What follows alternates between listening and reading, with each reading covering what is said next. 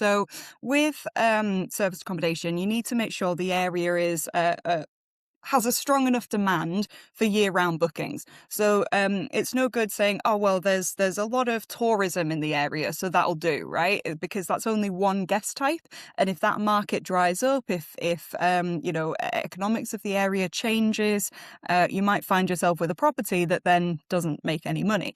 So I wanted to make sure we were hitting a range of different types of guests that would be using the area and have demand through different seasons as well, because sometimes if you've got a property in a touristy area, well, that's great in the summer, but in the winter, you're going to struggle to get those bookings coming in. So you need that varying guest types to be able to fill the property year round. So the first thing was to check the area, check if there was enough demand from different types. And then the second was to check what other properties were renting in the area and roughly how much they were renting for.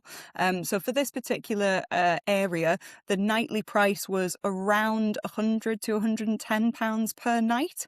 So I put that into analysis and a spreadsheet, and I wanted to make sure it was hitting at least £500 a month of profit at 70% occupancy, because that made sure that if we were hitting that 70% occupancy mark, we were making at least £500 a month of profit, and then anything above and beyond that would be even more. Okay, so talk us through the financials of this one. So what are you renting it for from the landlord? Any works that you need to do or refurnishing it, or what does that look like? Yeah, so this one's actually an interesting contract because we agreed a variable rent contract, which means the landlord gets paid a varied rent depending on the occupancy of the property for that month.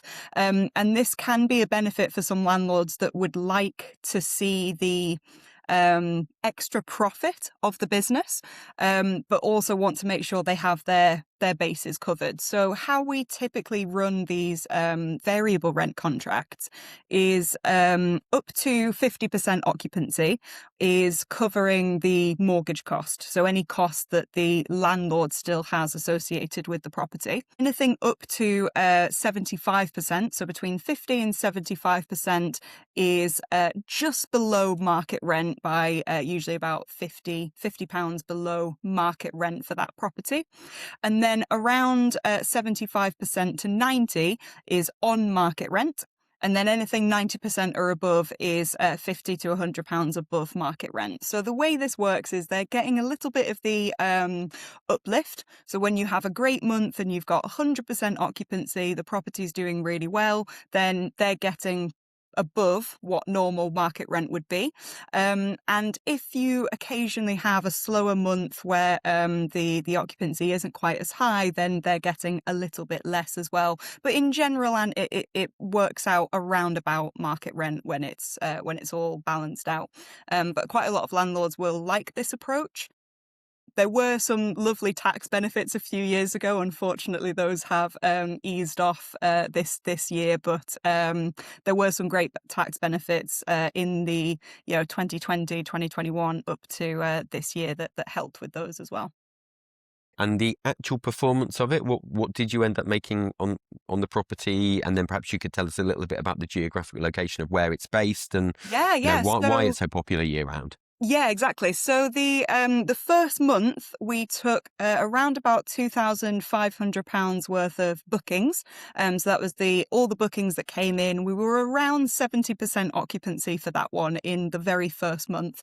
And profit on that in month one was just shy of £1,000. So it was about £930 of profit for that first month. Now, since then, our direct bookings have increased, and some of our costs have decreased on the property as well as we've scaled and got better, got more experienced. So now that property makes an average of £1,200 of profit per month, and that's after all of the costs that are associated with running it. So your cleaners, a little bit of maintenance, any commission that you're paying to agencies that are taking the bookings for you as well. And the cost to get into the property, this is another reason I love rent to serviced accommodation, because the costs to get in are fairly low compared to actually buying an asset or buying a property. So for a rent to SA, the typical investment in is between £5,000 to £8,000, and that usually covers the furniture, so getting it furnished with beds and all of the sofas, everything like that, and then usually covering the first month's rent or any deposit that the landlord asks for as well. You don't need to be an expert, you just need the right guidance. YPN.plus.